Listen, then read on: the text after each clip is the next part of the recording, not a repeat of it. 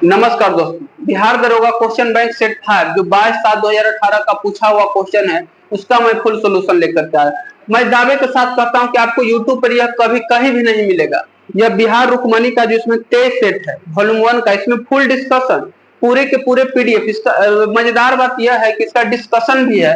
यह बुक का ही हमने पीडीएफ बना करके इसमें डाला है और इसका डिस्कशन भी है, तो वो भी जो है कि फुल अक्षर में। और देख सकते हैं आप यहाँ, जैसे पहला क्वेश्चन है, सुनहरा चावल किस रोग से बचाव में सहायक होता है, इसका हम पूरा डिस्कशन लेकर के आए हैं।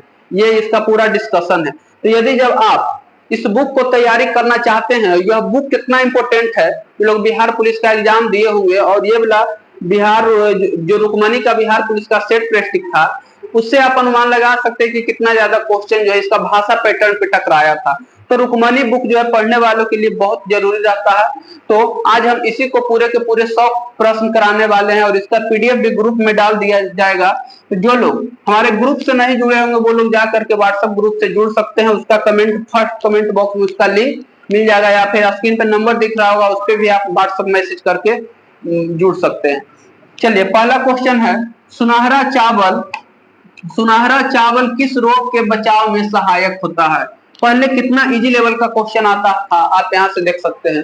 सुनहरा चावल जो है किस रोग के बचाव के लिए आवश्यक होता था, तो इसका करेक्ट आंसर हो जाएगा जीरो पैथिलीमिया। अब आइए हम चावल के बारे में, चावल की कुछ किस्म है उसके बारे में जान लेते हैं।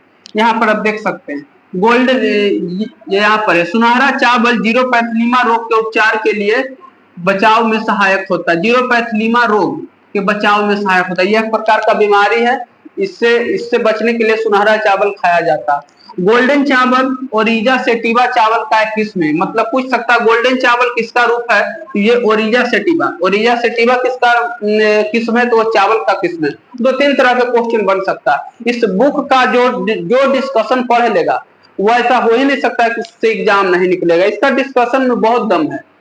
चलिए आगे, और इसमें क्या है, सुनहरे चावल का प्रयोग हम वहां करना अधिक लाभप्रद है जहां विटामिन ए की कमी पाया जाता है। सुनहरे चावल को हम लोग जहां विटामिन ए कमी रहता है वहां हम लोग उपयोग करते हैं। चूंकि 100 क्वेश्चन है इसीलिए थोड़ा तेजी में हमको निकलना होगा, इसीलिए आप लोग यदि जब कोई नोट्स पॉइंट होगा तो आप उसे नोट कर लीजिएगा। गोल्डन चावल की खबर 2000 ईस्वी में साइंस पत्रिका में प्रकाशित हुआ था। खबर 2000 ईस्वी में गोल्डन चावल साइंस पत्रिका में इसका स्थापित हुआ था। विटामिन ए की कमी से रतौंधी एवं जीरोपैथिलीमा रोग होता है। सब दिन पढ़े होंगे विटामिन ए की कमी से कौन रोग होता है, रतौंधी। लेकिन आज एक क्वेश्चन आप नोट कर लीजिए, जीरोपैथिलीमिया रोग भी होता है विटामिन ए की कमी के कारण। तो ये सभी के सभी क्वेश्चन आपके लिए इंपोर्टेंट है।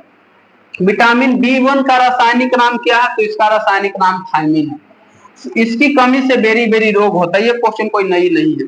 पॉलिश किया हुआ चावल में थायमिन की कमी होता है। लीजिए कितना मजेदार क्वेश्चन है। पॉलिश किया हुआ चावल में थायमिन की कमी होता है। गलगंड रोग आयोडीन की कमी से होता है। आयोडीन की कमी से कौन रोग होता है, गलकंड रोग होता है। चलिए इतना क्वेश्चन आपका, एक क्वेश्चन से इतना क्वेश्चन बना। यदि जब आप 23 के 23 सेट प्रैक्टिस इसका यदि जब पढ़ लेते हैं, पिछला 2-3 जो 4 से 3 ही जो पिछला सेट प्रैक्टिस कराए हैं उसमें इतना बढ़िया से डिस्कशन नहीं दे पाए थे। लेकिन मुझे जो आइडिया आया कि 2 पीडीएफ हम सेट करके इसमें हम डिस्कशन करा सकते हैं, क्योंकि एक क्वेश्चन टिक लगा करके बताने से संतुष्टि खुद को भी नहीं मिल पाता था। तो आप इसका लाभ उठा सकते हैं। दूसरा क्वेश्चन है, मोंटोरियो प्रोटोकॉल किससे संबंधित है, तो ये ओजोन परत से संबंधित है। मोंटोरियो प्रोटोकॉल ओजोन परत से संबंधित है। डी नंबर ऑप्शन इसका करेक्ट हो जाएगा। अब इसका डिस्कशन देखते हैं मोंटोरियो प्रोटोकॉल के बारे में। मोंटोरियो प्रोटोकॉल का संबंध ओजोन परत के संरक्षण से, सही बात है, मोंटोरियो प्रोटोकॉल ओजोन परत के संरक्षण से। मोंटोरियो प्रोटोकॉल 1987 ईस्वी में हुआ था। लीजिए कितना इंपोर्टेंट क्वेश्चन। मोंटोरियो प्रोटोकॉल की शुरुआत 1987 में हुआ था और इसी समय अरुणाचल प्रदेश राज्य का गठन हुआ था। मोंटोरियो प्रोटोकॉल का उद्देश्य ओजोन परत के संरक्षण के लिए हानिकारक गैसों के प्रभाव को रोकना है। ओजोन को संरक्षण के लिए हानिकारक गैस भी हुआ, जैसे क्लोरोफ्लोरोकार्बन हो गया, उसको रोकना होता है। इसका मूल उद्देश्य है। मोंटोरियो प्रोटोकॉल 1 जनवरी 1989 से लागू हुआ था। 1 जनवरी 1989 से लागू हुआ था मोंटोरियो प्रोटोकॉल 1 जनवरी 1989 से लागू हुआ था। इसकी स्थापना हुआ था 1987 में।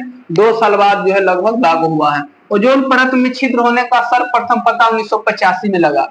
छिद्र का पता चला तब 87, देखिए कहानी की तरह है। छिद्र का पता चला 1985 में, और 1987 में स्थापना हुआ, और 1989 में जो है इसकी क्या बोल सकते हैं लागू हो गया।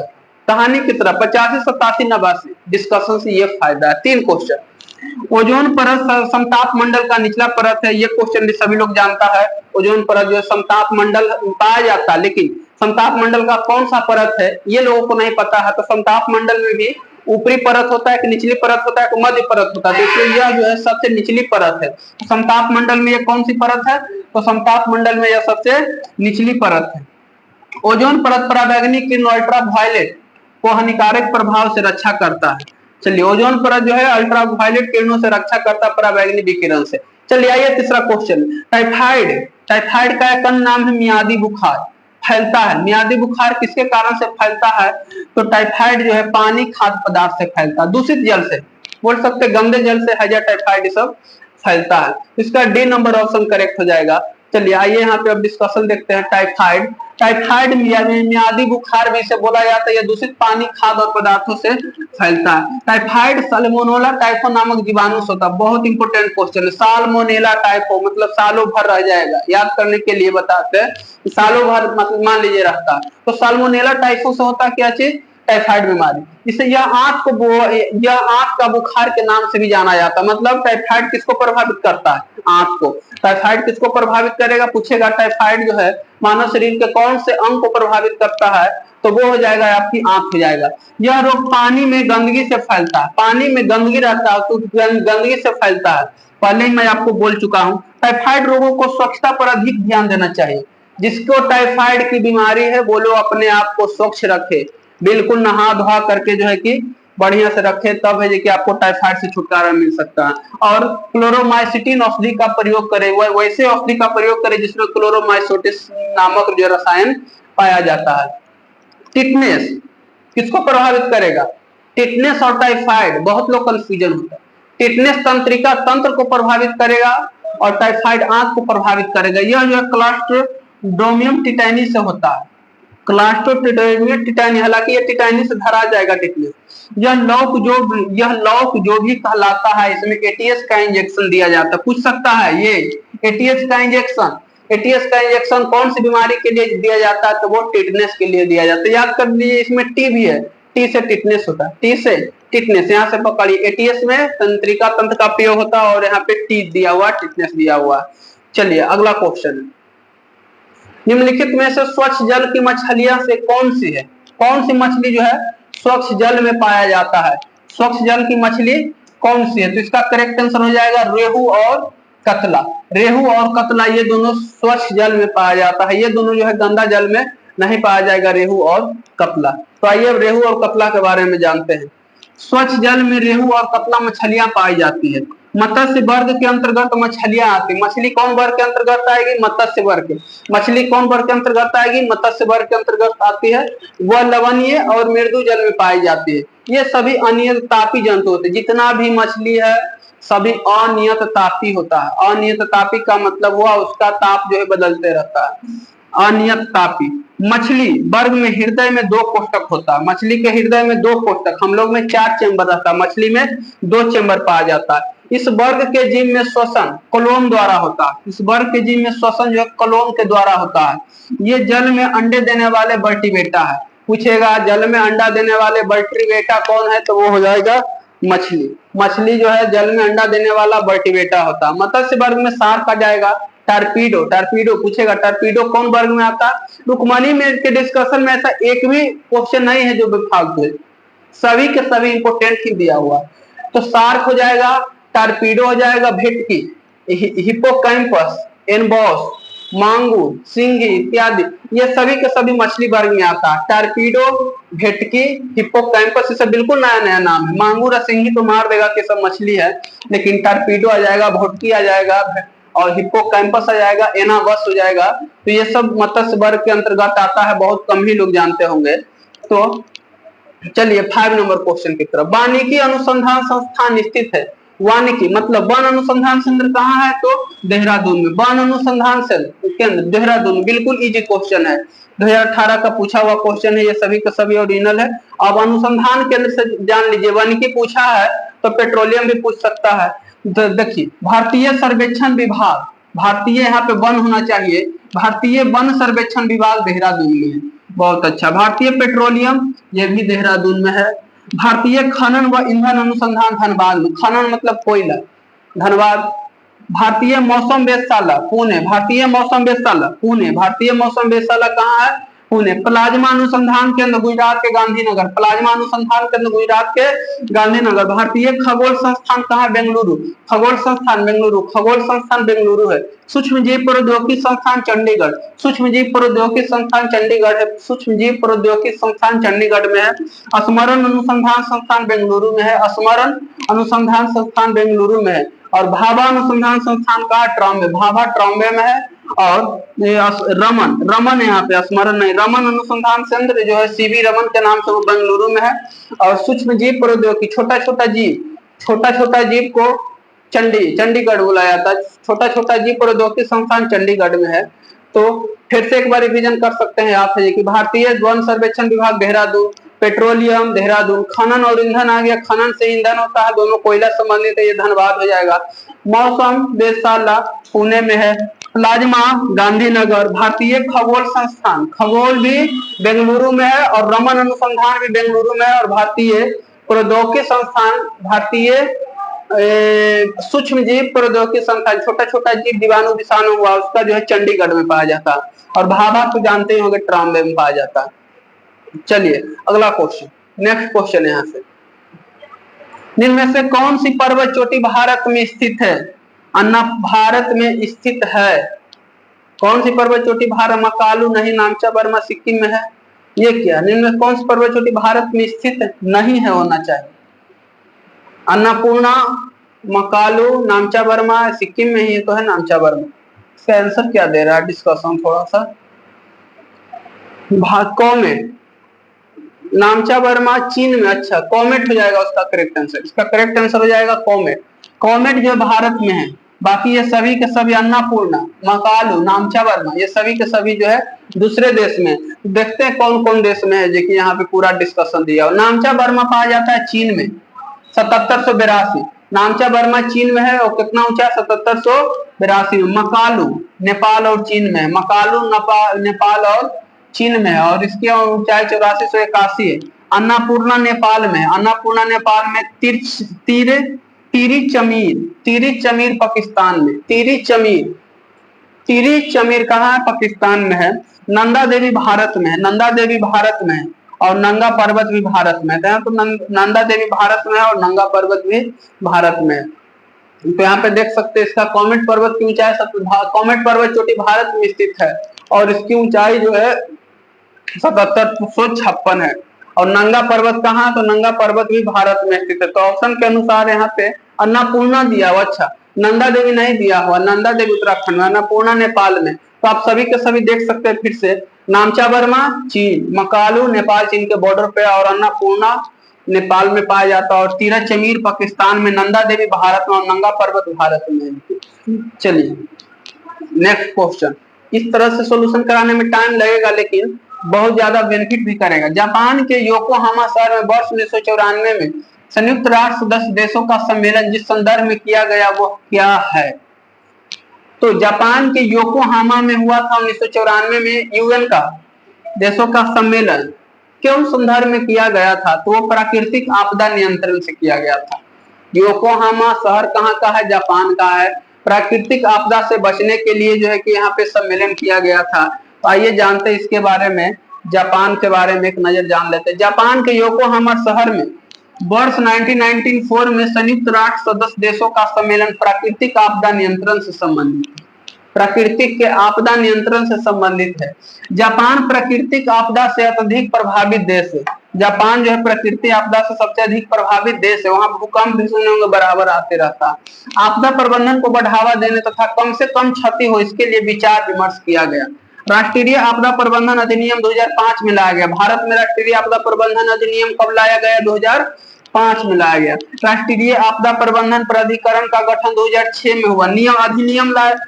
अधिनियम लाया गया 5 में, गठन हुआ 6 में और प्रधानमंत्री की अध्यक्षता में किया गया। और राष्ट्रीय, राज्य और जिला स्तर पर आपदा प्रबंधन के प्राधिकरण समिति बनाया गया, जो प्रधानमंत्री, मुख्यमंत्री और जिला अधिकार के निगरानी में बनाया गया है। मतलब भारत में आपको केवल याद रखना 5 में अधिनियम आया और गठन हुआ 2006 में, और जापान के योकोहामा में 1994 में हुआ था। बस आपको इतना ही याद रखना। चलिए 8वां नंबर क्वेश्चन, भारतवर्ष के नुनमती तेल शोधक कारखाना कहाँ स्थित है? तो नुनमती तेल शोधक कारखाना असम में स्थित है। बिहार में तो तेल हो ही नहीं सकता है, तो नुनमती कहाँ है? तो नुनमती याद कर लीजिए असम में होता है। चलिए अब इसका सोल्यूशन देखते हैं। भारत में नुनमती तेल शोधक कारखाना असम में स्थित है। डिगबोई तेल शोधक कारखाना 1901 ईस्वी में स्थापित किया गया था। भारत का सबसे पुराना तेल कुआं असम के डिगबोई में ही है, जो 1901 में स्थापित किया गया था। भारत का सबसे बड़ा तेल शोधक कारखाना जामनगर गुजरात में, सबसे बड़ा यदि पूछेगा तो जामनगर गुजरात में है। और जामनगर रिफाइनरी रिलायंस इंडस्ट्रियल द्वारा संचालित किया जाता है। जामनगर को कौन चलाता है? रिलायंस कंपनी चलाता है। जामनगर को रिलायंस कंपनी चला रहा है। नुनमती तेल शोधक कारखाना गुवाहाटी में स्थित है। नुनमती कहाँ स्थित है? गुवाहाटी में स्थित है। यहाँ इंडियन ऑयल कंपनी द्वारा पहला तेल शोधक कारखाना की शुरुआत किया गया। इंडियन ऑयल कंपनी IOC के द्वारा सर्वप्रथम आधुनिक तरह से तेल के लिए खुदाई 1859 ईस्वी में यूएसए में किया गया। अभी जिसे तेल खुदाई करके निकालता है, सबसे पहले अमेरिका ने तेल खुदाई करने का काम किया। कब किया था? 1859 ईस्वी में किया था। 1859 ईस्वी में किया था। चलिए नेक्स्ट क्वेश्चन, गुलबदन बेगम ने किसके कहने पर हुमायूंनामा लिखा? हुमायूंनामा जो है अकबर के कहने पर गुलबदन बेगम ने लिखा था। चलिए अब थोड़ा सा मुगल शासक के बारे में जान लेते हैं। गुलबदन बेगम ने अकबर के कहने पर हुमायूंनामा पुस्तक लिखा था। हुमायूंनामा मुगल बादशाह हुमायूं की जीवनी, केकर जीवनी है? अकबर अपने पिताजी के लिए बोला था गुलबदन बेगम को कि उनका जीवनी लिखो। गुलबदन बेगम ने हुमायूंनामा हुमायूं की उदार प्रवृत्ति की प्रशंसा की।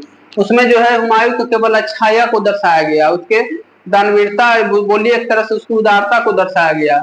हुमायूंनामा के अनुसार इब्राहिम लोदी की मां के द्वारा विष देने से बाबर की मृत्यु हो गई थी। लीजिए हुमायूंनामा ये बोलता है कि बाबर की मृत्यु को भी दर्शाता है कि इब्राहिम लोदी के द्वारा। जहांगीर की आत्मकथा को मोतीबिंद खां ने पूरा किया था। मोतबिंद खां ने जहांगीर के जो आत्मकथा है उसको पूरा किया था। उसका नाम था तुजुक ए जहांगीरी। तुजुक ए जहांगीरी और तुजुक ए बाबरी बाबर की आत्मकथा, और तुजुक ए जहांगीरी जहांगीर की आत्मकथा है। चलिए नेक्स्ट क्वेश्चन, 10 नंबर क्वेश्चन, सीरी शहर और सीरी दुर्ग का निर्माण किसने कराया था? सीरी शहर और सीरी दुर्ग का निर्माण अलाउद्दीन खिलजी ने कराया था। सीरी शहर और सीरी दुर्ग का निर्माण जो है अलाउद्दीन खिलजी ने करवाया था। 1303 ईस्वी में अलाउद्दीन खिलजी ने सीरी का किला का निर्माण कराया था। 1303 ईस्वी में मुख्य सेना चित्तौड़ अभियान में किया गया था। इस समय मंगोल आक्रमण हुआ था, जिसमें सुरक्षा के लिए सीरी के किला को और मजबूत किया गया था। ये कौन बनवाया था? इसका निर्माण जो है अलाउद्दीन खिलजी ने करवाया था। सीरी के किला का निर्माण कौन कराया था? अलाउद्दीन खिलजी ने करवाया था। चलिए अगला 11 नंबर क्वेश्चन होगा। टाइम लगेगा लेकिन जो भी आएगा, जो ओरिजिनल तैयारी होगा इसमें। अकबर ने 1567 में चित्तौड़ आक्रमण के समय वहां का शासक कौन था? जब अकबर आक्रमण किया था तो राणा उदय सिंह थे। राणा उदय सिंह थे, जो कि राणा उदय सिंह थे वहां का जो प्रमुख थे। कौन थे? राणा उदय सिंह थे। चलिए राणा उदय सिंह के पुत्र का नाम था महाराणा प्रताप। आप यहाँ देख सकते हैं। अकबर के 1567 ईस्वी में चित्तौड़ का आक्रमण के समय वहां का शासक उदय सिंह था। अकबर ने कब आक्रमण किया था? 1567 ईस्वी में। 1567 से 68 में अकबर का चित्तौड़ अभियान के दौरान फतेह सिंह और जयमल शहीद हो गया। फतेह सिंह और जयमल शहीद हो गया। अकबर ने यहाँ जिहाद का नारा दिया था। अकबर ने इसे क्या चीज का नारा दिया? जिहाद। अकबर ने चित्तौड़ अभियान को हजारों संख्या में हत्या करवाया था। अकबर ने चित्तौड़ अभियान में हजारों की संख्या में हत्या करवाया था। वास्तव में युद्ध होगा तो हत्या होगा ही होगा, तो हजारों हजार की संख्या में हत्या करवाया था। हल्दी घाटी युद्ध 18 जून 1576 ईस्वी में हुआ था। बहुत फेमस क्वेश्चन। हल्दी घाटी का युद्ध महाराणा प्रताप और अकबर का जो कौन थे, मान सिंह राजा, उसके बीच हुआ था। कब हुआ था? 18 जून 1576 में। चित्तौड़ का आक्रमण हुआ था 1567 में। मतलब आप याद कर सकते हैं कि 67 से लेकर के 76 तक कितना दिन तक, लगभग 11 वर्ष तक जो है ऐसे फ्रंट पे युद्ध चला था। इसका देखिए शीत युद्ध बोल सकते हैं आप इसे। शीत युद्ध की तरह मतलब बोल नहीं सकते हैं, वैसा बोल सकते हैं कि कभी हमला होता था तैयारी होता था, भागा भागी, बहुत बहुत तरह के मैटर होता होगा, जासूस भेज करके जी की मरवाया जाता होगा। चलिए, हल्दी घाटी का युद्ध 18 जून 1576 ईस्वी को अकबर और महाराणा प्रताप के बीच हुआ। इस युद्ध में अकबर का सेनापति मान सिंह और आसफ खान था तथा महाराणा प्रताप के सेनापति हकीम खान सूरी था, जो अफगान था। हकीम खान सूरी अफगान का पठान बोला जाता, अफगान का पठान बल से संबंधित था। चलिए नेक्स्ट क्वेश्चन, 12 नंबर क्वेश्चन, शेरशाह का मकबरा स्थित है। बहुत इजी क्वेश्चन है, सासाराम में स्थित है। शेरशाह का मकबरा कहाँ स्थित है? सासाराम में स्थित है। चलिए, सासाराम में स्थित है शेरशाह का मकबरा, सासाराम में स्थित है। शेरशाह का मकबरा का वास्तुकार मीर मोहम्मद अलीवाल खान। वास्तुकार कौन था? मीर मोहम्मद अलीवाल। अब दरोगा का पैटर्न इतना इजी क्वेश्चन नहीं पूछेगा कि शेरशाह का मकबरा कहाँ है, अब पूछेगा तो उसका कोई औचित्य ही नहीं है कि वह सही पूछ रहा, क्योंकि शेरशाह का मकबरा से संबंधित क्वेश्चन जो है कि बहुत इजी हो चुका है कि शेरशाह का मकबरा कहाँ है।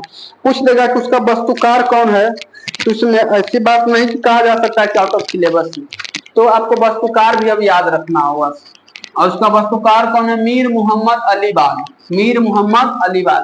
शेरशाह का मकबरा अष्टभुजाकार है, 8 भुजा बना हुआ, जो तालाब के बीच स्थित है। शेरशाह का मकबरा जो अष्टभुजाकार है, जो तालाब के बीच स्थित है। रोहतासगढ़ का किला शेरशाह से संबंधित है। रोहतासगढ़ का किला किससे संबंधित है? शेरशाह से संबंधित है। पटना शहर की स्थापना 1541 ईस्वी में शेरशाह ने किया था। पटना शहर की स्थापना शेरशाह 1541 में किया था। ये सब नोट पॉइंट है। कनौज के पास सूर नगरी की भी स्थापना शेरशाह ने किया था। कनौज के पास सूर नगरी, कनौज के पास सूर नगरी, कनौज कहाँ? यूपी में है, और यहाँ पे सूर नगरी की स्थापना कौन किया था? शेरशाह सूरी। शेरशाह ने डाक प्रबंधन मध्यकाल में सर्वश्रेष्ठ था। शेरशाह के काल में डाक का प्रबंधन जो है उस समय का इंपोर्टेंट था। मृत्यु हुआ था 22 मई 1545 ईस्वी में कलिंजर में हुआ था, और उस समय कलिंजर के राजा कीरत सिंह था। इनकी मृत्यु जो है 22 मई 1545 में कलिंजर में हुआ था, और कलिंजर के राजा कौन था? तो राजा कीरत सिंह था। कलिंजर के राजा उस समय कौन था? कीरत सिंह था। अगला है कथा सरित सागर के लेखक कौन है? कथा सरित सागर के लेखक कौन है? इसका करेक्ट आंसर हो जाएगा सोमदेव। कौन हो जाएगा? सोमदेव इसका करेक्ट आंसर हो जाएगा। चलिए अब इसके बारे में जानते, कथा सरित सागर के बारे में क्या चीज है। ये कथा सरित सागर के लेखक सोमदेव है। सोमदेव को गुप्तकालीन लेखक थे। सोमदेव कहाँ कौन काल के थे? गुप्त काल के लेखक थे। बृहद कथा मंजरी पुस्तक के लेखक क्षेमेंद्र है। बृहद कथा मंजरी, मंजरी पुस्तक उसके लेखक कौन है? क्षेमेंद्र थे। मुद्रा राक्षस नाटक में नंद वंश का पतन और मौर्य वंश की स्थापना पर आधारित है। मुद्रा राक्षस जो विशाख दत्त कौटिल्य के द्वारा लिखा गया, उसमें नंद वंश का पतन और मौर्य वंश के स्थापना का बताया गया। विशाख दत्त गुप्तकालीन लेखक का है। विशाख दत्त किसकी? विशाख दत्त गुप्तकालीन लेखक था। गुप्त काल के लेखक था विशाख दत्त। मुद्रा राक्षस किसकी पुस्तक है? तो मुद्रा राक्षस विशाख दत्त का पुस्तक है। और कौटिल्य, हाँ, मुद्रा राक्षस विशाख दत्त का पुस्तक, उसमें जो है मौर्य वंश की स्थापना पर आधारित है। चलिए, विशाख दत्त ने मुद्रा राक्षस और देवकी चंद्र गुप्त पुस्तक लिखी है। यहाँ पे दिया हुआ है मुद्रा राक्षस और मुद्रा राक्षस और देवकी चंद्र गुप्त पुस्तक कौन लिखा था? तो विशाख दत्त ने लिखा था। चलिए 14 नंबर क्वेश्चन, गुप्तकालीन प्रथम गणितज्ञ व खगोल शास्त्र कौन थे? तो गुप्त काल में आर्यभट्ट जो है सबसे प्रमुख गणितज्ञ और खगोलज्ञ था। अब आर्यभट्ट के बारे में जानते हैं, बिहार का गौरव आर्यभट्ट से क्वेश्चन आ सकता है। गुप्तकालीन प्रथम गणितज्ञ और खगोल शास्त्री आर्यभट्ट। आर्यभट्ट ने सूर्य सिद्धांत का पुस्तक की रचना किया। आर्यभट्ट ने बीज गणित, अलजेब्रा, त्रिकोणमिति आदि के क्षेत्र में योगदान दिया। त्रिकोणमिति और अलजेब्रा में योगदान दिया। पाई का मान वर्गमूल निकालने की विधि आर्यभट्ट ने ही बताया। पाई का मान और वर्गमूल निकालने की विधि आर्यभट्ट ने ही बताया। चलिए, पाई का मान और वर्गमूल निकालने की विधि, जैसे आप वर्गमूल, कितना इंपोर्टेंट है मैथ का वो देखिए। पाई का मान और वर्गमूल निकालने की विधि आर्यभट्ट ने बताया। ब्रह्मगुप्त को भारत का न्यूटन कहा जाता। ब्रह्मगुप्त को भारत का न्यूटन कहा जाता। और वारामिहिर ने बृहद संहिता और लघु जातक पुस्तक लिखी। ये सब बड़े बड़े वैज्ञानिक थे, सबको ऋषि नहीं वैज्ञानिक बोल सकते हैं। आर्यभट्ट, वारामिहिर, ब्रह्मगुप्त, ये सब के सब महान महान वैज्ञानिक थे। ये सब आपके लिए इंपोर्टेंट है बिहार दरोगा वालों के लिए। चलिए, निम्न में से कौन सी जैनियों के 23वें तीर्थकार थे? तो जैन धर्म के 23वें तीर्थकार कौन थे? तो पार्श्वनाथ हो जाएंगे। इसका करेक्ट आंसर हो जाएगा सी, पार्श्वनाथ हो जाएगा। 23वें तीर्थकार पार्श्वनाथ थे। 23वें तीर्थकार पार्श्वनाथ काशी महाजनपद के दार्शनिक शासक अश्वसेन का पुत्र था।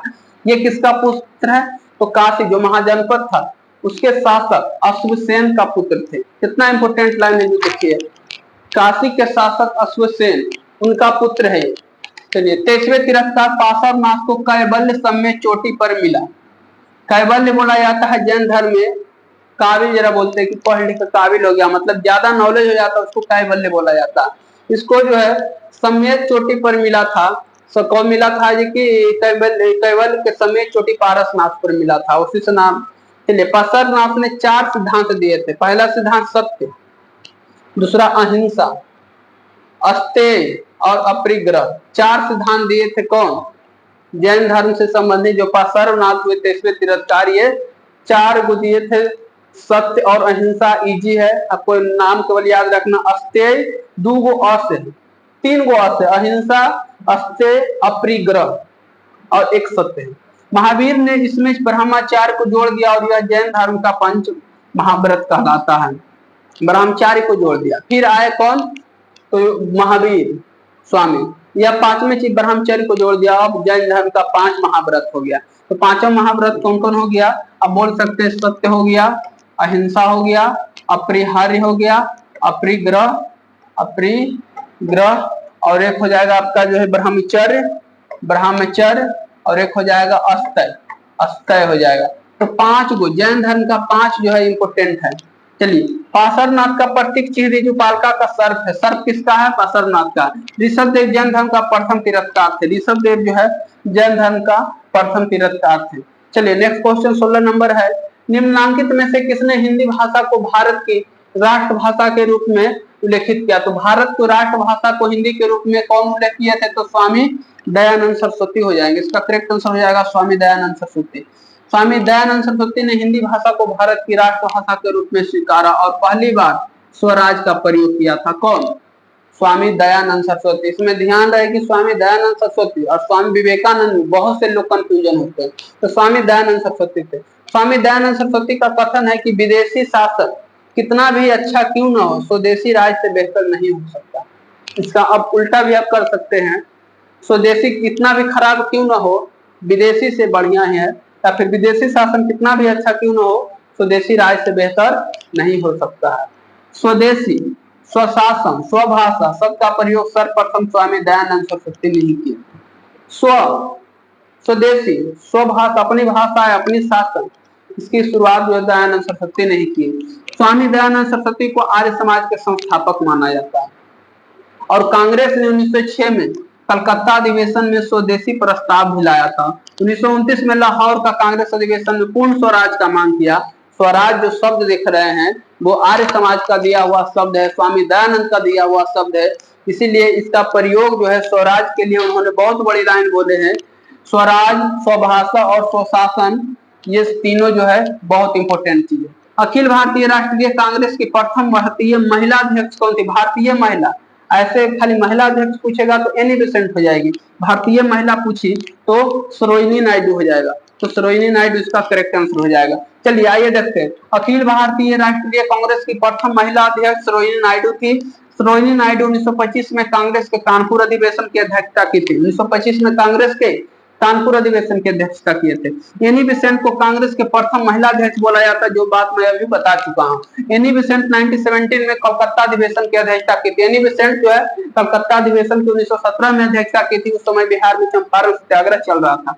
स्वतंत्रता से पूर्व कांग्रेस का तीसरी महिला अध्यक्ष बनने वाली नेल्ली सेनगुप्ता थी। स्वतंत्रता के पूर्व कांग्रेस के तीसरी महिला अध्यक्ष बनने वाली कौन थी? नेल्ली सेनगुप्ता। नेल्ली सेनगुप्ता भी बनी थी कांग्रेस के प्रथम महिला अध्यक्ष। महिला अध्यक्ष खाली बनी थी, प्रथम नहीं। नेल्ली सेनगुप्ता 1933 में कलकत्ता कांग्रेस अधिवेशन की अध्यक्षता थी। एनी बेसेंट भी कलकत्ता में किया था 1917 में, और ये कर दिया जाकर के 1933 में। कौन? नेल्ली सेनगुप्ता। भारत की स्वतंत्रता के समय कांग्रेस के अध्यक्ष जेबी कृपलानी थे। स्वतंत्रता के समय कांग्रेस के अध्यक्ष जेबी कृपलानी थे, याद रखना, स्वतंत्रता के समय जेबी कृपलानी। लेकिन प्रथम महिला पूछेगी, भारतीय महिला सरोजिनी नायडू हो जाएगी। रविंद्रनाथ टैगोर ने नाइटहुड की उपाधि क्यों लौटा दिए थे? तो गांधी जी के रिहाई के लिए नहीं, जालियांवाला बाग हत्याकांड के विरोध के लिए। तो इसका करेक्ट आंसर हो जाएगा बी नंबर ऑप्शन। कितना इजी क्वेश्चन पूछा है पहले, आप देख सकते हैं। आप यदि जब बिहार दरोगा की तैयारी करते हैं तो ज्यादा नहीं, जो नॉर्मल क्वेश्चन है वो भी आप याद करके उसकी मंजिल तक पहुंच सकते हैं। रविंद्रनाथ टैगोर ने नायक ठग की उपाधि जालियांवाला बाग हत्याकांड के विरोध में लौटा दिया। गांधी जी ने कैसर ए हिंद के उपाधि असहयोग आंदोलन के दौरान लौटा दिया। कैसर ए हिंद को उपाधि जो गांधी जी को मिला था उसको हटा दिए थे। असहयोग आंदोलन के दौरान जमुनालाल बजाय ने राय बहादुर की उपाधि लौटा दिया था। देखिए कौन कौन उपाधि लौटाया गया था। राय बहादुर की उपाधि कौन लौटाए थे? जमुनालाल बजाज को। जालियांवाला बाग हत्याकांड के विरोध में शंकरन नायर ने वायसराय के कार्यकारी परिषद से त्याग दे दिया था। जालियांवाला ये सभी के सभी जो है महान पुरुष थे। शंकरन नायर, यह भी वायसराय, मतलब इन सबको सत्ता का मोह नहीं था राष्ट्रवाद के सामने। 13 अप्रैल 1919 को जालियांवाला बाग में सभा स्थल में मौजूद निहत्थे लोगों पर जनरल ओडायर ने गोली चलवाया और जालियांवाला बाग हत्याकांड पर हंटर समिति बनाया गया था। कौन समिति बनाया गया? हंटर समिति या हंटर आयोग, जो भी पूछे।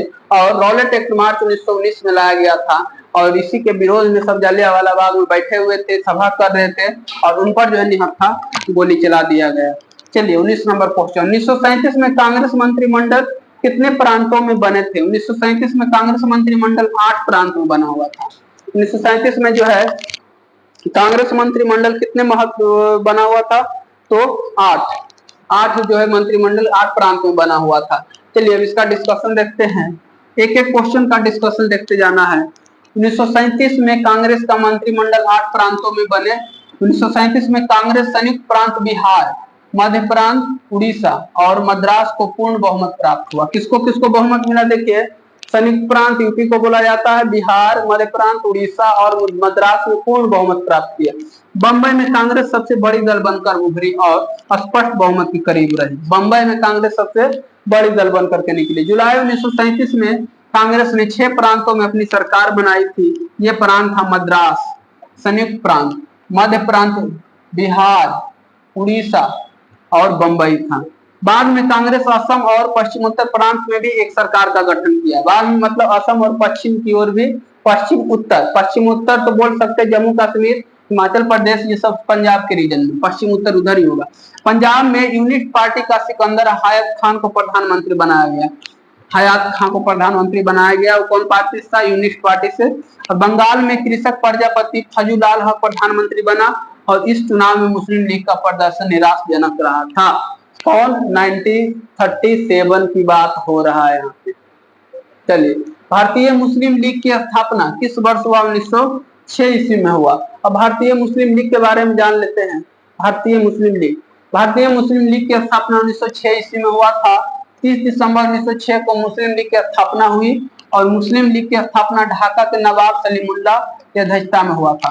मुस्लिम लीग की स्थापना ढाका में नवाब सलीमुल्लाह की अध्यक्षता में हुआ था। सलीमुल्लाह और आगा खां द्वारा मुस्लिम लीग की स्थापना किया गया था। सलीमुल्लाह और आगा खां के द्वारा मुस्लिम लीग की स्थापना किया गया था।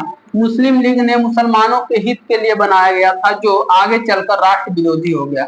मुस्लिम लीग किसके लिए बनाया गया था? तो मुसलमानों के हित के रक्षा के लिए बनाया गया था, जो आगे चल करके असफल हो गया था। मुस्लिम लीग के लाहौर अधिवेशन 1940 में मोहम्मद अली जिन्ना की अध्यक्षता में आयोजित किया गया था। इस अधिवेशन में 2 राष्ट्र एक सिद्धांत प्रस्तावित किया गया था। 1940 में 2 राष्ट्र और एक सिद्धांत प्रस्तावित किया गया था। फर्स्ट बार में तो अधिकार मांगने के लिए किया गया, लेकिन बाद में जब लगा कि अब तो आजादी मिलने ही वाला है, तो प्रधानमंत्री के कुर्सी की लड़ाई के लिए वहां पे जो है कि 2 राष्ट्र, नेशन टू नेशन थ्योरी यहाँ पे मुस्लिम लीग ने अपनाई। मुस्लिम लीग ने मोहम्मद अली जिन्ना के नेतृत्व में पाकिस्तान देश का निर्माण किया और भारत का विभाजन धर्म के आधार पर हुआ यहाँ पे। चलिए नेक्स्ट क्वेश्चन। प्रार्थना समाज के संस्थापक कौन थे? तो प्रार्थना समाज के संस्थापक थे ज्योतिबा राव फुले। इसका करेक्ट आंसर हो जाएगा नहीं, प्रार्थना समाज। यहाँ पे आत्माराम पांडु जो थे वो, यहाँ पे आत्माराम पांडु नहीं, महादेव गोविंद रानाडे हो जाएगा। इसका करेक्ट आंसर हो जाएगा महादेव गोविंद रानाडे हो जाएंगे प्रार्थना समाज के संस्थापक। चलिए महादेव गोविंद रानाडे थे। प्रार्थना समाज की स्थापना 1867 ईस्वी में आत्माराम पांडु किया था, यह स्थापना किया था और संस्थापक थे महादेव गोविंद रानडे और स्थापना किया था 1867 में पांडु आत्माराम पांडुरंग। देखिए कि कितना करीबी है क्वेश्चन। संस्थापक थे महादेव गोविंद रानडे और स्थापना किए थे 1867 में आत्माराम पांडु और एमजी रानडे। एमजी रानडे मतलब महादेव गोविंद रानडे मतलब दोनों स्थापना किए थे। आत्माराम पांडुरंग भी और महादेव गोविंद रानडे भी किए थे। और आत्माराम पांडुरंग ज्यादा इंपोर्टेंट था, वो ऑप्शन में नहीं दिया हुआ था। पुनः सार्वजनिक सभा की स्थापना 1870 में किया गया था और प्रार्थना समाज की स्थापना केशवा चंद्र सेन की प्रेरणा से किया गया था। और ज्योतिबा फुले ने 1873 ईस्वी में सत्यशोधक समाज की स्थापना किया था। ईश्वर चंद्र विद्यासागर ने सोम प्रकाश समाचार पत्र का प्रकाशन किया था। यहाँ पे जो याद रखने योग्य क्वेश्चन है वो ये है कि प्रार्थना समाज जो है स्थापना किया था महादेव गोविंद रानडे और आत्माराम पांडुरंग। और इसके प्रार्थना समाज केशवा चंद्र सेन की प्रेरणा से हुआ। किसकी प्रेरणा से हुआ था? तो केशवा चंद्र सेन की प्रेरणा से हुआ था। तो यहाँ पे तीनों इंपोर्टेंट है, आत्माराम पांडुरंग भी, महादेव गोविंद रानडे भी और केशवा चंद्र सेन। तीनों का ये दोनों तो एक है, महादेव गोविंद रानडे और आपका जो हो गए आत्माराम पांडुरंग, ये दोनों संस्थापक थे। लेकिन स्थापना की प्रेरणा पूछेगा तो वो हो जाएगा केशवा चंद्र सेन। कितना करीबी क्वेश्चन है, ये सब गलत होने लायक क्वेश्चन है, आप देख सकते। चलिए नेक्स्ट क्वेश्चन। गांधी जी दांडी यात्रा का प्रारंभ किस तारीख को किए थे? बहुत इंपोर्टेंट क्वेश्चन है। गांधी जी कौन तारीख को किए थे? तो आप देख सकते हैं 6 अप्रैल 1903 को समाप्त हुआ था और 12 मार्च 1930 को प्रारंभ हुआ था। तो इसका करेक्ट आंसर हो जाएगा बी नंबर ऑप्शन, 12 मार्च 1930 ईस्वी में अपने 78 अनुयायियों के साथ जो है यह जो है 6 अप्रैल 1930 को प्रतीकात्मक रूप से नमक बनाया और इसे उल्लंघन किया। 6 अप्रैल 1930 को नमक कानून तोड़कर सबनीय अवज्ञा आंदोलन प्रारंभ कर दिया। 5 मार्च 1931 को गांधी इरविन समझौता के द्वारा इस आंदोलन को स्थगित किया गया था। गांधी और वहां लॉर्ड इरविन के बीच समझौता हुआ और इसको बंद किया गया। 6 अप्रैल 1930 से 5 मार्च 1931 तक सबनीय अवज्ञा आंदोलन 2 चरण में चला। 6 अप्रैल 1930 से 5 मार्च 1931 तक और दूसरा जो चला 3 जनवरी 1932 से अप्रैल 1934 तक। सबनीय अवज्ञा आंदोलन लगभग 1934 तक चला था। वो कब से चला था? अप्रैल से लेकर मार्च तक, फिर बीच में स्थगित हो गया, फिर जनवरी से शुरू हुआ और जाकर के अप्रैल तक फिर से चला है, साल भर 2 साल। तो बहुत ही सब इंपोर्टेंट लाइन है। सबनीय अवज्ञा आंदोलन के दौरान बिहार में चौकीदारी कर नहीं देने का भी आंदोलन बहुत तीव्र गति से हुआ। बिहार में चौकीदारी आंदोलन पूछ सकता सबनीय अवज्ञा आंदोलन के दौरान हुआ था। इस आंदोलन के दौरान छपरा के जेल से कैदियों में स्वदेशी वस्त्र के मांग को लेकर राम विनोद सिंह के नेतृत्व में नंगा आंदोलन चलाया गया था। देखिए कहां तक आंदोलन चला। स्वदेशी वस्त्र जेल के कैदियों के लिए, ऐसे भी वो लोग जेल में चले गए थे, तो जेल में गए थे तो अपने वस्त्र को लेकर के, हालांकि उस समय जेल में आप नहीं बोल सकते हैं कि अपराध करके गए हुए थे, हो सकता है उनमें कितना भी कैदी होंगे जो लोग देश के लिए जेल में गए होंगे, तो इसीलिए उनको अपराधी नहीं बोल सकते। फिर भी जो भी थे वो जेल से ही आंदोलन की मांग कर रहे थे। राम विनोद सिंह के नेतृत्व में हुआ था। चलिए नेक्स्ट क्वेश्चन। वर्ष 2011 की जनगणना के अनुसार भारत में न्यूनतम जनसंख्या घनत्व वाला राज्य कौन है? तो अरुणाचल प्रदेश हो जाएगा न्यूनतम जनसंख्या घनत्व वाला राज्य। बहुत इजी क्वेश्चन है, आप देख सकते हैं। वर्ष 2011 में जनगणना के अनुसार न्यूनतम जनसंख्या घनत्व वाला राज्य अरुणाचल प्रदेश है। अरुणाचल प्रदेश राज्य का जनसंख्या घनत्व 2011 के जनगणना के अनुसार 17 व्यक्ति, केवल और केवल 17 व्यक्ति था। सबसे अधिक बिहार का था, 1106 व्यक्ति प्रति वर्ग किलोमीटर था यहाँ पे। और 2011 की जनगणना के अनुसार प्रति वर्ग किलोमीटर पूरे भारत की बात करें औसत 382 व्यक्ति रहा था। और प्रथम जनगणना 1872 ईस्वी में लॉर्ड मेयो के शासनकाल में हुआ था। और भारत में नियमित जनगणना लॉर्ड रिपन के काल में 1881 में हुआ था। जनगणना शुरुआत मेयो के काल में 1872 में दादा भाई नौरोजी और उस समय राष्ट्रीय आय 20 रुपया अनुमान लगाया गया था। और जो रेगुलर जनगणना होने लगा 10-10 साल के अंतराल में, वो 1881 और उसका परिचालन आज तक चले आ रहा है। चलिए नेक्स्ट क्वेश्चन, 24 नंबर क्वेश्चन। अंतरराष्ट्रीय मुद्रा कोष मतलब IMF का वित्तीय किसके द्वारा दिया जाता है? उसका जो है वित्तीय संसाधन जो है किसके द्वारा दिया जाता है? तो वो हो गया कॉमनवेल्थ देश के द्वारा हो जाएगा, कॉमनवेल्थ देश के द्वारा हो जाएगा। चलिए आइए देखते थोड़ा सा। अंतरराष्ट्रीय मुद्रा कोष का वित्तीय सदस्य देश द्वारा दिया जाता है, नहीं, वित्तीय सदस्य देश के द्वारा दिया जाता है। इसका करेक्ट आंसर हो जाएगा कौन? वित्तीय सदस्य देश। उसका जो रिलेशन रहता है उसके द्वारा दिया जाता है। बोतलवा हटा दीजिए। अंतरराष्ट्रीय मुद्रा कोष का वित्तीय सदस्य देश द्वारा दिया जाता है। आईएमएफ के सदस्य देशों का अंशदान के आधार पर उन्हें वोट देने का अधिकार भी दिया गया। आईएमएफ के जितने भी देश है उसके अंशदान के आधार पर उन्हें वोट देने का अधिकार दिया गया है। ब्रेटन वुड्स सम्मेलन जुलाई 1944 में हुआ था। यहाँ पे इंपोर्टेंट क्वेश्चन है, ब्रेटन वुड्स सम्मेलन 1994 में हुआ था, 1944 ईस्वी में हुआ था और इसकी 27 दिसंबर 1945 को इसकी स्थापना किया गया था, 27 दिसंबर 1945 में। आईएमएफ का मुख्यालय वाशिंगटन डीसी में स्थित है। आईएमएफ का मुख्यालय कहाँ स्थित है? तो वाशिंगटन डीसी में स्थित है। आईएमएफ सदस्य देशों के बीच भुगतान संतुलन का सहयोगी देता है। आईएमएफ सदस्य देशों के बीच भुगतान संतुलन में सहयोगी देता है। आईएमएफ में वर्तमान में 190 सदस्य देश है। आईएमएफ में वर्तमान में 190 सदस्य देश है इसका। चलिए, आईएमएफ में अभी कितना देश है? 190, बस यही याद रखना। और इसका जो भी नेशन है वही देगा पैसा। जो आईएमएफ से जुड़ा हुआ है उसे लोन लेता है वो, हालांकि इस पर काबू जो है मेन रूप से अमेरिका का ही है। अमेरिका ही जो आईएमएफ का जो है कि मेन लीडर माना जाता है। तो ऐसे तो इसका वित्तीय संसाधन सब देश देता है, लेकिन इस पर दादागिरी अमेरिका का ज्यादा चलता है। बेरोजगारी व मुद्रास्फीति की संयुक्त घटक क्या कहलाती है? इकोनॉमिक्स का क्वेश्चन है। बेरोजगारी और मुद्रास्फीति का संयुक्त घटक उसे क्या कहा जाता है? तो उसे स्टैगफ्लेशन कहा जाता है। संयुक्त घटन को स्टैगफ्लेशन बोला जाता है। यह अर्थव्यवस्था की ऐसी स्थिति है जिसमें मुद्रास्फीति के साथ साथ मंदी की स्थिति होती है।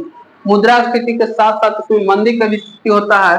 मुद्रा मूल्य में होने वाले परिवर्तन को मुख्य 4 कारण, मुद्रा मूल्य में परिवर्तन 4 कारण से होता है।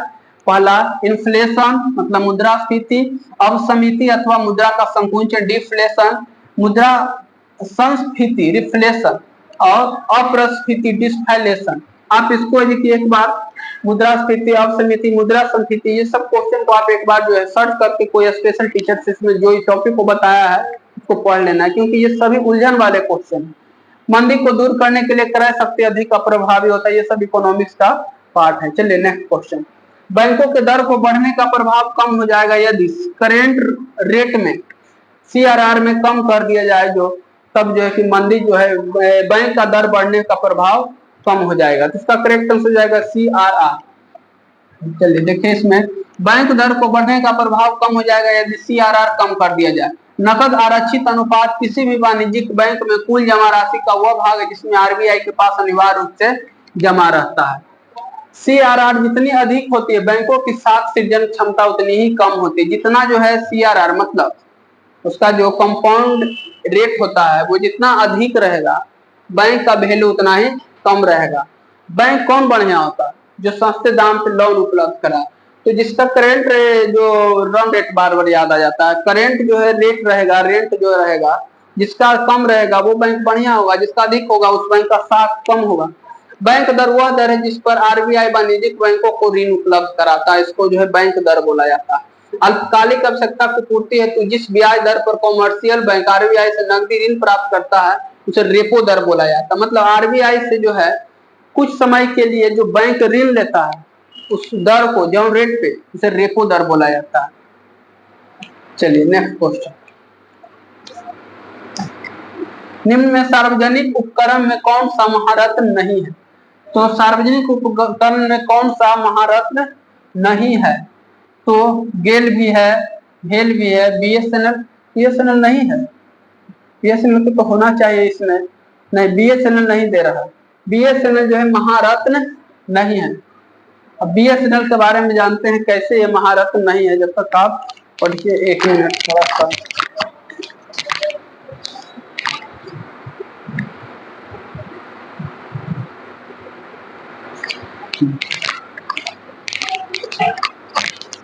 भारत में सर्वप्रथम 1997 ईस्वी में केंद्रीय लोक उद्यम विभाग द्वारा मूलतः 9 कंपनी का नवरत्न का दर्जा दिया गया था। 1997 में 9 कंपनी को महारत्न का दर्जा दिया गया था। 2009 में केंद्रीय मंत्रिमंडल ने महारत्न का दर्जा सार्वजनिक क्षेत्र के कंपनियों को देने का निर्णय लिया था।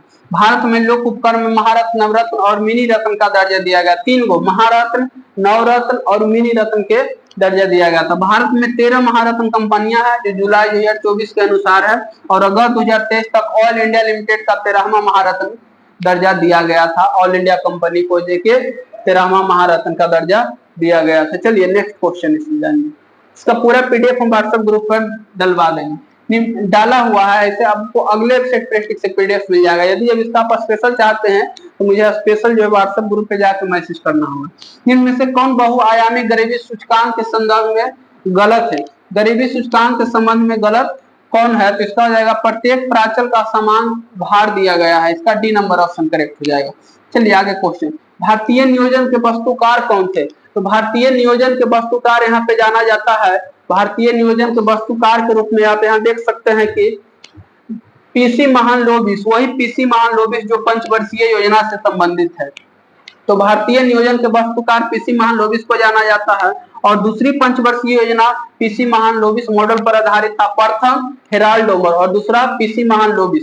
नीति आयोग के बहुआयामी गरीबी सूचकांक 2023 ईस्वी के अनुसार 2015-16 से 2019 से 21 के बीच जो है 24.85% बीपीएल घटकर जो है 94.96% रह गया है। यहाँ पे गरीबी सूचकांक के बारे में जो नीति आयोग जारी किया है वो 2023 में जारी किया गया है, वो कि 2019 और 21 के बीच में 24 पॉइंट से घट करके 14 पॉइंट रह गया है।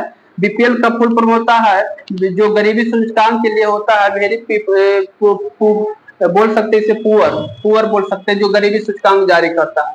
आगे इसमें बोल सकते हैं केसी नियोगी की अध्यक्षता वाले सलाहकारी बोर्ड के सिफारिश पर योजना आयोग का स्थापना। वही योजना आयोग जो नीति आयोग के बदले आया था, नीति आयोग को नाम बदल करके रखा गया था योजना आयोग। उसकी शुरुआत हुआ था कब? तो 2015 ईस्वी में हुआ था। 2015 ईस्वी में, और किसके आधार पे हुआ था? तो ये हुआ था केसी नियोगी, जो एक बहुत बड़े अर्थशास्त्री थे केसी नियोगी। इनके अध्यक्षता और इनके सलाह पर यहाँ पे स्थापित हुआ था। 15 मार्च 1950 को जॉन मथाई द्वारा प्रस्तुत प्रस्ताव के स्वीकृति के साथ ही योजना आयोग की स्थापना किया गया था। 15 मार्च 1950 को योजना आयोग, और वहां पर सलाहकार कौन थे? तो जॉन मथाई, ये भी बहुत बड़े अर्थशास्त्री थे। और जो 2015 में इसका नेम चेंज करके जो लाया गया केसी नियोगी, जो नीति आयोग लाए हैं, तो उस समय सलाहकार हो गए केसी नियोगी। और यहाँ पे बोल सकते हैं नीति आयोग का जो अध्यक्ष होता है वो कौन है? तो यहाँ पे अभी नरेंद्र मोदी, नीति आयोग का अध्यक्ष नरेंद्र मोदी हो जाएगा। जो प्रधानमंत्री, हमेशा नीति आयोग का अध्यक्ष प्रधानमंत्री ही होता है। तो नीति आयोग का उपाध्यक्ष पूछेगा तो उपाध्यक्ष पूछता है प्रथम उपाध्यक्ष कौन थे? तो अरविंद पनगढ़िया। नीति आयोग का प्रथम उपाध्यक्ष पूछेगा तो अरविंद पनगढ़िया हो जाएगा। अरविंद पनगढ़िया इसका प्रथम नीति आयोग का उपाध्यक्ष है।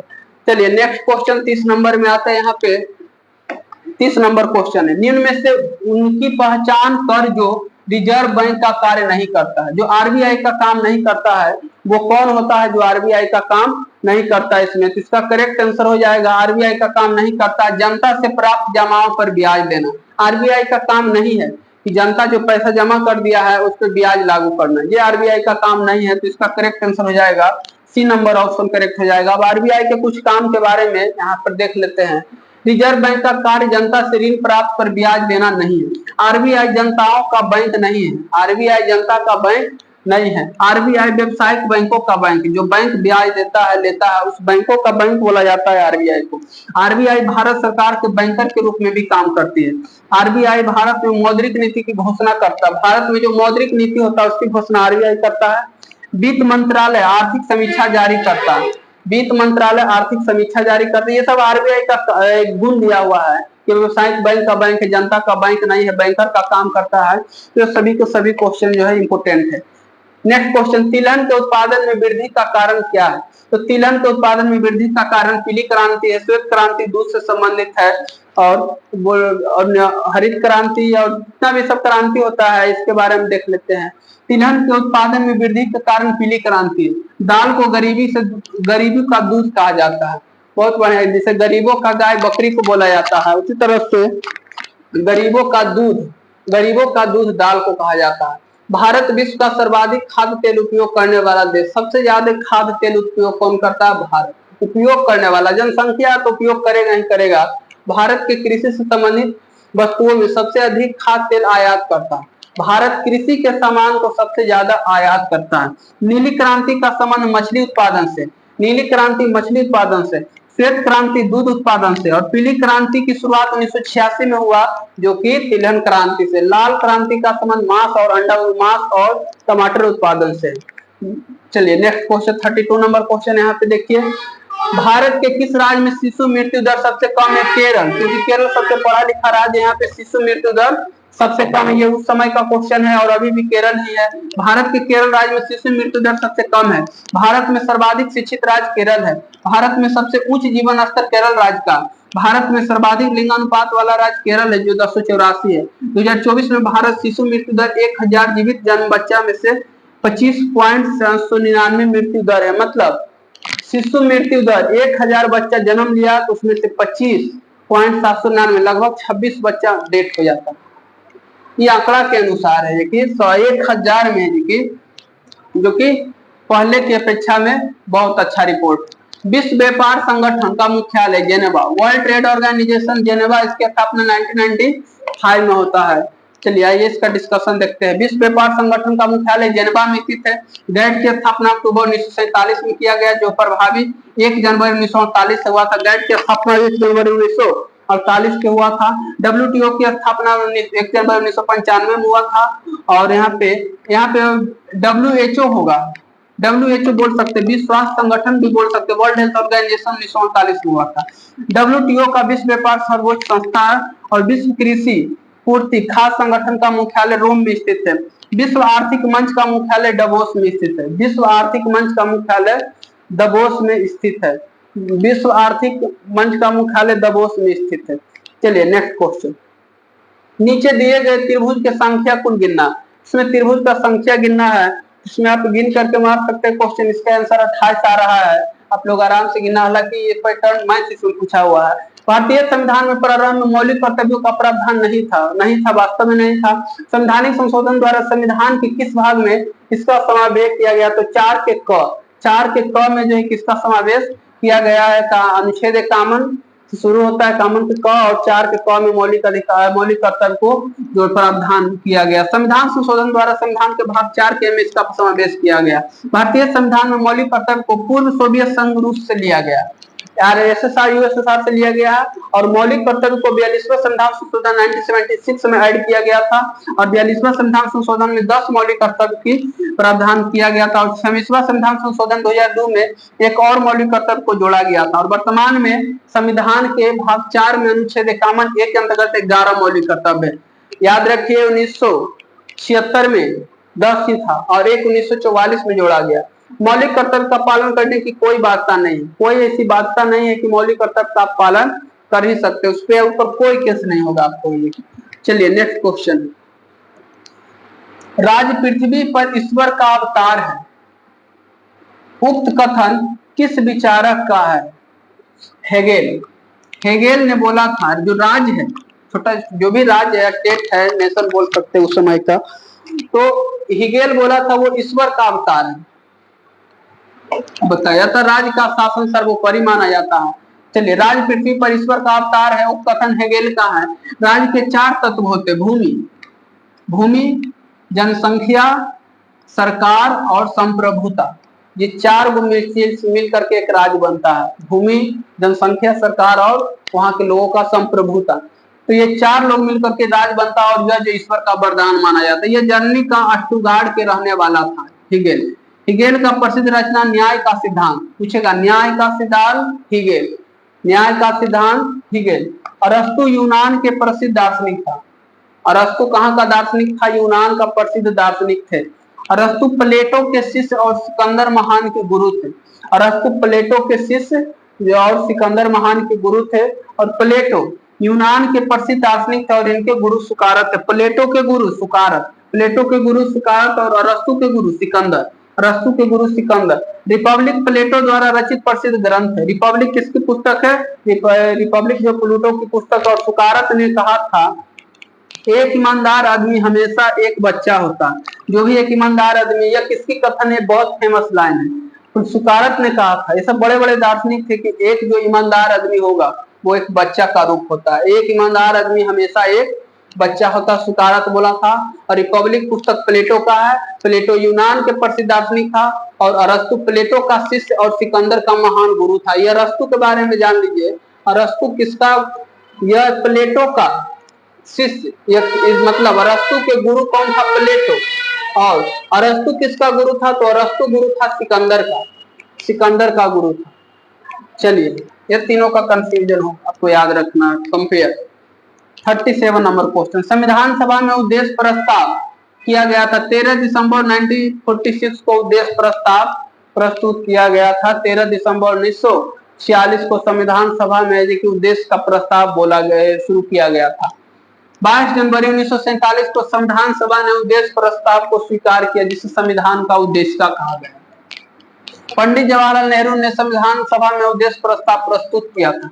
उद्देश्य प्रस्ताव संविधान का दर्शन एवं आत्मा कहलाता है। संविधान के उद्देश्य का प्रस्तावना को संविधान का कुंजी कहा जाता है। आप प्रस्तावना में इतना इंपॉर्टेंट है कि उसको पूरे संविधान का कुंजी कहा जाता है।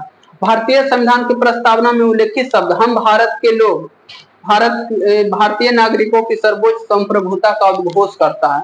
अब तक प्रस्तावना में सिर्फ एक ही बार संशोधन किया गया था, जो 42वां संविधान संशोधन 1976 द्वारा प्रस्तावना में समाजवादी, धर्मनिरपेक्ष और अखंडता शब्द जोड़ा गया था, जो कि हाल ही में विवादित में था।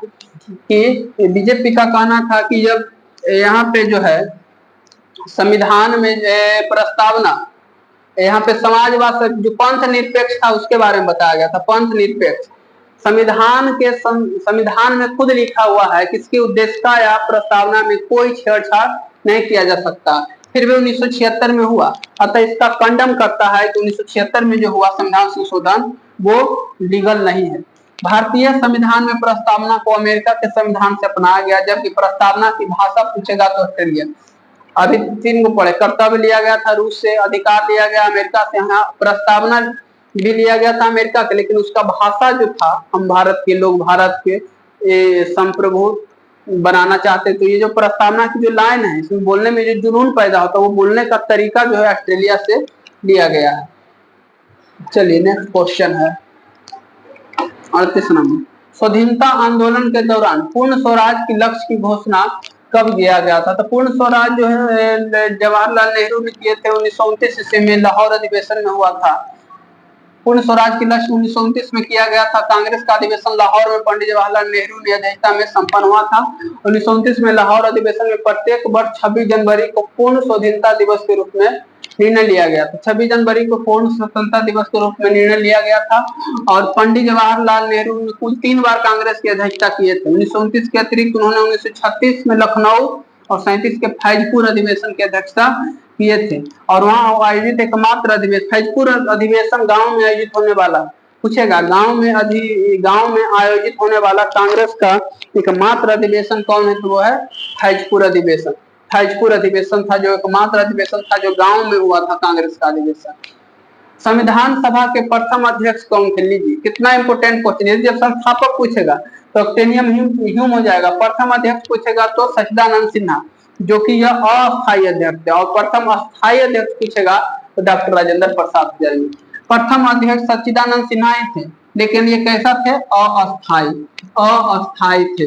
अस्थायी में प्रथम आ जाएगा तो डॉक्टर राजेंद्र प्रसाद हो जाएगा। संविधान सभा का गठन नवंबर 1946 में हुआ और पहली बैठक 9 दिसंबर 1946 में हुई। और इस दिन संविधान सभा के अस्थायी अध्यक्ष के तौर पर डॉक्टर सच्चिदानंद को चुना गया था। संविधान सभा की अगली बैठक 11 दिसंबर 1946 को हुई थी और इस दिन डॉक्टर राजेंद्र प्रसाद को अस्थायी अध्यक्ष चुन लिया गया था।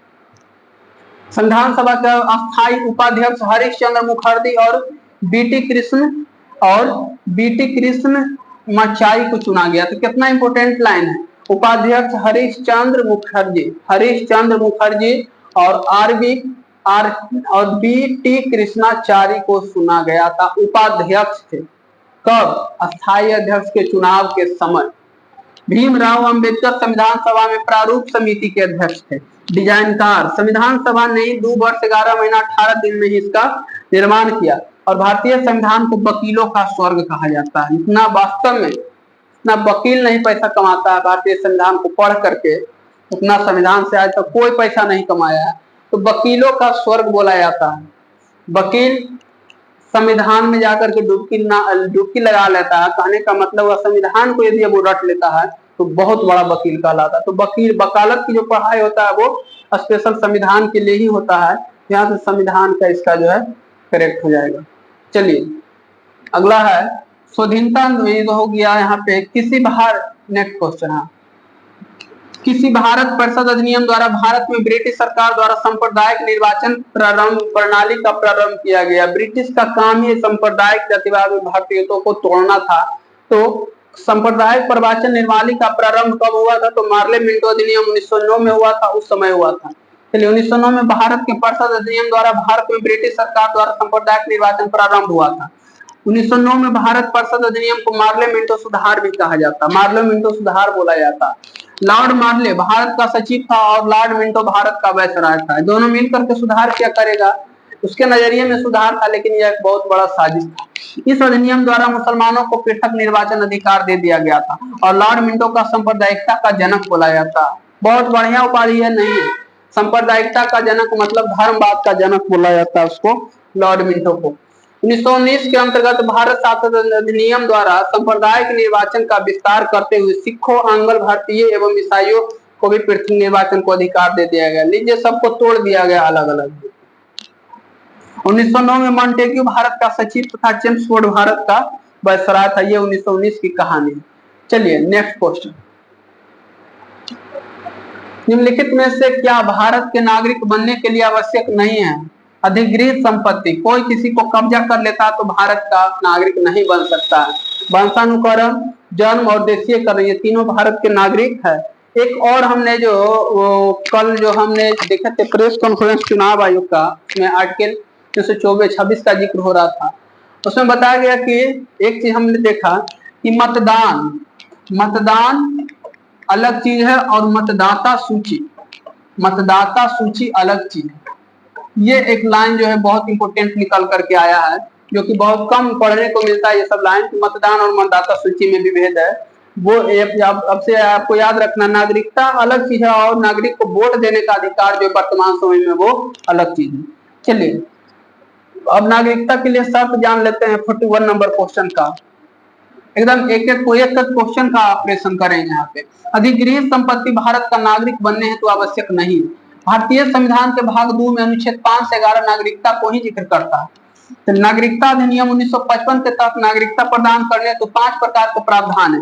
पहला, जन्म के आधार पर नागरिकता मिल जाएगा और वंश के आधार पर भी मिल जाएगा और पंजीकरण के द्वारा भी मिल जाएगा और देशीकरण के द्वारा मिल जाएगा और भारत के राज्य क्षेत्र में मिलने से नागरिकता मिलता है। नागरिकता संबंधी कानून बनाने की शक्ति अनुच्छेद 11 में है और यह जो है संसद के पास है। नागरिकता की शक्ति वही बना सकता है, नागरिकता से नियम संसद बना सकता है। और नागरिकता लेने के लिए 5 नियम है। पहला, जन्म के आधार पर, वंश के आधार पर और पंजीकरण के आधार पर, देशीकरण के द्वारा मतलब कोई मान लीजिए भारत कुछ दिन बाद श्रीलंका या नेपाल को हड़प लिया तो वहां के नागरिक जो है कि भारत का नागरिक हो सकता है। नागरिकता संबंधित कानून बनाने की शक्ति अनुच्छेद 11 के तहत संसद के पास है। वर्ष 2019 में पाकिस्तान, बांग्लादेश और अफगानिस्तान के अल्पसंख्यक समुदाय के हिंदू, सिख, बौद्ध, जैन और पारसी और ईसाइयों को नागरिकता प्रदान करने हेतु नागरिकता अधिनियम 2019 पारित हुआ। मतलब कोई देश के यदि जब वह अल्पसंख्यक है, पाकिस्तान, बांग्लादेश और अफगानिस्तान के, तो उसको भारत नागरिकता दे देगा। चलिए, लोकसभा का अध्यक्ष अपना त्याग पत्र किसे देता है? तो उपाध्यक्ष को। लोकसभा का अध्यक्ष अपना त्याग पत्र किसे देता है? उपाध्यक्ष को। चलिए आइए जानते हैं। लोकसभा का अध्यक्ष अपना त्याग पत्र उपाध्यक्ष को संबोधित करता है। संविधान के अनुच्छेद 93 में लोकसभा अध्यक्ष एवं उपाध्यक्ष के पदों का प्रावधान किया गया। लोकसभा उपाध्यक्ष लोकसभा अध्यक्ष को अपना त्याग पत्र सौंपता। लोकसभा के प्रथम अध्यक्ष गणेश वसुदेव मावलंकर, जीवी मावलंकर का मतलब गणेश वसुदेव मावलंकर हुआ। अध्यक्ष लोकसभा को भंग होने के बाद भी नई लोकसभा का गठन से पूर्व तक अपने पद पे बना रहता है। लोकसभा अध्यक्ष जो है लोकसभा भंग होने के बाद भी नई लोकसभा का गठन जब तक न हो जाए जब तक वो अपने पद बना रहता है। लोकसभा अध्यक्ष के अधीन लोकसभा सचिवालय कार्य करता है। लोकसभा अध्यक्ष के द्वारा लोकसभा का महासचिव की नियुक्ति किया जाता है। लोकसभा अध्यक्ष ही उसके महासचिव की नियुक्ति करता है। और अनुच्छेद 98 में लोकसभा सचिवालय का उल्लेख है और अनुच्छेद 98 में लोकसभा का सचिवालय, जो लोकसभा का सचिवालय किसके अधीन काम करता है? लोकसभा अध्यक्ष के अधीन। और यहाँ पर आप देख सकते हैं भारत की प्रथम महिला लोकसभा महिला महासचिव बनी कौन? तो महासचिव उत्पल कुमार सिंह और स्नेहलता श्रीवास्तव के अनुसार भारत की प्रथम महिला लोकसभा महासचिव थी। ये क्या क्वेश्चन। चलिए next question 43 number question. Bharat के किस राज्य में द्विसदनीय व्यवस्था नहीं है? पंजाब में। पंजाब में द्विसदनीय व्यवस्था नहीं है। द्विसदनीय व्यवस्था नहीं है कहाँ पे? पंजाब हो जाएगा इसका आंसर। भारत के पंजाब राज्य में द्विसदनीय व्यवस्था का नहीं है। राज्यों का विधानमंडल का गठन अनुच्छेद 164 में होता है। मात्र 6 राज्य है जहाँ पे विधान परिषद अभी पर है, वहां पे द्विसदनीय व्यवस्था है। राज्यपाल, विधानसभा तथा विधान परिषद मिल करके बनता और अनुच्छेद 169 के तहत राज्य विधानसभा की सिफारिश के आधार पर संसद द्वारा राज्य में विधान परिषद का गठन किया जा सकता है। अनुच्छेद 169 के द्वारा राज्य विधानसभा का गठित किया विधान परिषद का गठित किया जा सकता है। विधानसभा की सिफारिश के आधार पर विधान परिषद मतलब विधान परिषद कब बनेगा? जब विधानसभा से जो है पास होगा बिल तब। जम्मू कश्मीर पुनर्गठन अधिनियम 2019 के द्वारा जम्मू कश्मीर से अनुच्छेद 370 के तहत विशेष राज्य का दर्जा समाप्त करने के बाद भारत के 6 राज्य में ही विधान परिषद अस्तित्व है, जो यूपी हो जाएगा, कर्नाटक हो जाएगा, महाराष्ट्र, बिहार, आंध्र प्रदेश, तेलंगाना। ये 6 राज्य है जहाँ पे फिलहाल जो है क्या है तो विधान परिषद। जम्मू कश्मीर में जम्मू और कश्मीर पुनर्गठन अधिनियम 2019 के द्वारा विधान परिषद समाप्त हो गया।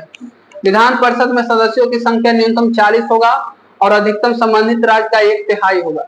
कुल सदस्यों का 1/3 होगा और विधान परिषद में एक अस्थायी सदन होगा जो कभी भंग नहीं होता है, परंतु इसे समाप्त किया जा सकता है। विधान परिषद के सदस्यों का कार्यकाल 6 वर्ष का होता है। बिल्कुल राज्यसभा से मिलता जुलता है राज्यसभा विधान परिषद, लेकिन राज्यसभा को समाप्त नहीं किया जा सकता और इसको चाहेगा तो विधान परिषद को समाप्त किया जा सकता है, जैसे जम्मू कश्मीर का हुआ। केंद्र लग जाएगा तब समाप्त होगा ही होगा। कौन सा मूल अधिकार केवल भारतीय नागरिकों के लिए उपलब्ध है? तो स्वतंत्रता का अधिकार हो जाएगा। अनुच्छेद 15, 16, 17, 18 यही जो हो जाएगा, यही तो होगा। 15, 16, 19 केवल जो है भारतीय नागरिक के लिए लागू होता है। चलिए कौन कौन लागू होता है? अनुच्छेद 15 हो गया, 16, 19, 29 केवल भारतीय नागरिकों के लिए उपलब्ध। भारतीय संविधान में भाग 3 के अनुच्छेद 12 से 35 तक में मौलिक अधिकार उल्लेख है और इसमें जो केवल भारतीय को ही लाभ मिलेगा। भारतीय संविधान में मौलिक अधिकारों को अमेरिका के संविधान से अपनाया गया है और मौलिक अधिकार 15, 16, 19, 29 और 30 को छोड़ करके से सभी मौलिक अधिकार भारतीय एवं विदेशी को मिलता है। लेकिन यह वाला मौलिक अधिकार कौन कौन? 15, 16 रेगुलर है और 2 को 10 का आंसर है। 29 और 30, 19 एक बीच में आ रहा है, बाकी 15, 16 रेगुलर है और 29, 30 रेगुलर है और दोनों का डिफरेंस 10 है। किसी भी तरह से आप रखिए। मौलिक अधिकारों का राज्य के विरुद्ध नागरिक को प्राप्त का अधिकार है। मौलिक अधिकार को भारतीय संविधान का मैग्ना कार्टा, बहुत फेमस लाइन है, मौलिक अधिकार को भारतीय संविधान का मैग्ना कार्टा बोला जाता है और मौलिक अधिकार के तहत उपलब्ध कराए गए अधिकारों के आधार पर ही नागरिकों को चहुमुखी विकास संभव है। मौलिक अधिकार के द्वारा देखिए चहुमुखी विकास संभव है। चलिए नेक्स्ट क्वेश्चन 45 नंबर क्वेश्चन। सत्य कथन चुनिए। सत्य कथन चुनिए। राज्यसभा में 11 सदस्य, राज्यसभा में 11 सदस्यों को राष्ट्रपति मनोनीत करता नहीं, 12 सदस्य मनोनीत करता। प्रत्याशी को उसी राज्य का होना चाहिए जहां से वो राज्यसभा का चुनाव लड़ रहा है, नहीं कोई जरूरी नहीं। राज्यसभा को भंग किया जा सकता है, कभी भी नहीं। लोकसभा में राष्ट्रपति 2 सदस्य मनोनीत करता है, नहीं। चलिए इसका करेक्ट आंसर हो जाएगा डी नंबर ऑप्शन।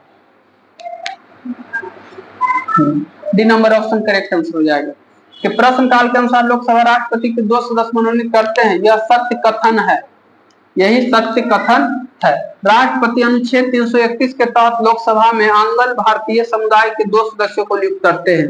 104वां संविधान संशोधन 2020 द्वारा आंग्ल भारतीयों को मनोनीत करने के संबंधित प्रावधान है। राष्ट्रपति अनुच्छेद 80 के तहत राज्यसभा में कला, साहित्य, विज्ञान और कला साहित्य के तहत जो है कि राज्यसभा में जो कि 12 सदस्यों को मनोनीत करता है। लोकसभा को निम्न सदन, राज्यसभा को उच्च सदन और राज्यसभा लोकसभा को निम्न सदन या जनता का सदन बोला जाता है। लोकसभा को राज्यसभा एक अस्थायी सदन है जो कभी भंग नहीं किया जा सकता। राज्यसभा के सदस्यों का कार्यकाल 6 वर्ष का होता है। प्रत्येक 2 वर्ष की अवधि में 1/3 सदस्य इसके रिटायर होते हैं। राज्यसभा के उच्च सदन या राज्यों का सदन राज्य परिषद कहा जाता है। अनुच्छेद 64 के तहत उपराष्ट्रपति राज्यसभा के सभापति के रूप में कार्य करता है। 16वें वित्त आयोग के अध्यक्ष अरविंद पनगड़िया है और अरविंद पनगड़िया भारत के नीति आयोग के प्रथम उपाध्यक्ष थे। अरविंद पनगड़िया भारत के नीति आयोग के प्रथम उपाध्यक्ष थे। चलिए अगला क्वेश्चन, राज्यसभा में गण पूर्ति हेतु कितने सदस्यों की आवश्यकता होती है? तो राज्यसभा में गण पूर्ति हेतु कितने सदस्यों की आवश्यकता होती है?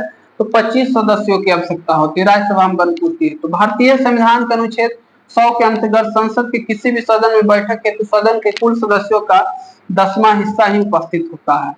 राज्यसभा में गण पूर्ति हेतु 25 सदस्यों की आवश्यकता होती है। भारतीय संविधान के अनुच्छेद 100 के अंतर्गत संसद के किसी सदन के बैठक हेतु सदन के कुल सदस्यों का 1/10 हिस्सा ही भाग लेता है राज्यसभा में। राज्यसभा में गण पूर्ति कोरम हेतु 25 सदस्य उपस्थित होना अनिवार्य है, क्योंकि राज्यसभा में वर्तमान में 245 सदस्य, राज्यसभा में अधिकतम 250 सदस्य हो सकते हैं। लोकसभा में गण पूर्ति कोरम हेतु न्यूनतम 55 सदस्य की उपस्थिति अनिवार्य है। कोरम गण पूर्ति अपूर्ण होने की दशा से संबंधित सदन की बैठक शुरू की गई थी। चलिए नेक्स्ट क्वेश्चन 48 नंबर क्वेश्चन, निम्नलिखित में से कौन सा कारक अभिक्रिया दर पर कोई प्रभाव नहीं डालता? तो एंथैल्पी परिवर्तन जो है अभिक्रिया की दर में कोई जो है कि बाधा नहीं डालता। कार्बन नोनेटिव ट्यूनमेंट से किस संरचनात्मक परिवार का सदस्य है? तो कार्बन जो है फ्लोरीन हो जाएगा यहाँ पे, इसका करेक्ट आंसर फ्लोरीन। एंथैल्पी या इसका डिस्कशन देख सकते हैं। कार्बन नाइट्रोजन फ्लोरीन परिवार का सदस्य है। बाकी आप एक क्वेश्चन और हम यहाँ पे करा देते हैं आज, कॉपर किस मिश्र धातु में जस्ता नहीं होता? कॉपर के किस मिश्र धातु में जस्ता नहीं होता है? तो इसका करेक्ट आंसर हो जाएगा बेल धातु। बेल धातु में जस्ता नहीं होता, बाकी सब में तीनों में जस्ता। तो आज हमने 50 क्वेश्चन का सोल्यूशन कराया, क्योंकि जिससे वीडियो बना रहे उस फोन में चार्ज बहुत कम है, तो हम अगली बार इसका पूरा पीडीएफ हम आज जो जुड़ेंगे उसका हम कल तक डाल देंगे इसका पीडीएफ। इसका पीडीएफ चाहिए फुल, तो आप मुझसे एक स्पेशल व्हाट्सएप पे जो है नंबर दिख रहा हुआ 8292556398, उस पर मैसेज कर करके हाय पीडीएफ में खाली बोलिएगा तो आपको पीडीएफ मिल जाएगी।